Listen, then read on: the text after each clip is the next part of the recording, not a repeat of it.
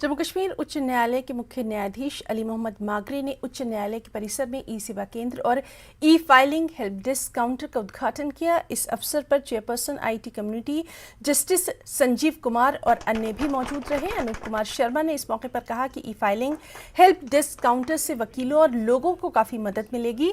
Help desk counter के माध्यम से फिजिकल फाइलिंग से ई कोर्ट में पूरी पारदर्शिता आएगी। हाईकोर्ट में ऑलरेडी चल रहे हैं। आज का दिखा रहा है कि न्यू केसेस फाइल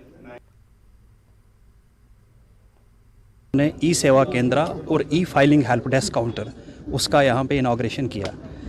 ई सेवा केंद्र में जितने भी ई कोर्ट्स प्रोजेक्ट के इनिशिएटिव्स हैं उन इनिशिएटिव्स तक कैसे इजीली एक लॉयर या लिटिगेंट उनका फ़ायदा ले सके, उनका यूज़ कर सके, वो सारी फैसिलिटी जो है ई सेवा केंद्र पे हेल्प अवेलेबल होगी।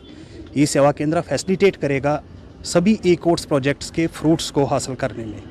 लाइकवाइज ई फाइलिंग हेल्प डेस्क काउंटर चूँकि ई कोर्ट्स प्रोजेक्ट के तहत अब हम स्विच ओवर कर रहे हैं कि फ़िज़िकल फाइलिंग से टोटल ई फाइलिंग मोड हाई कोर्ट में और तमाम अदालतों में शुरू किया जाएगा।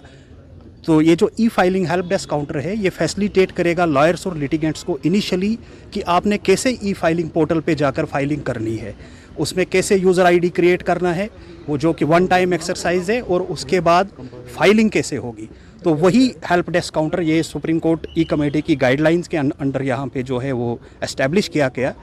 इनिशियली जो है ये हाइब्रिड मोड रहेगा कि ई फाइलिंग भी रहेगी और हम फिजिकल फाइलिंग भी लेंगे, लेकिन कुछ पीरियड के बाद टोटल स्विच ओवर ई फाइलिंग पे होगा, जो कि मोर ट्रांसपेरेंट, मोर इजी और कहीं से भी बैठ के लॉयर लिटिगेंट किसी भी अपने मैटर की फाइलिंग कर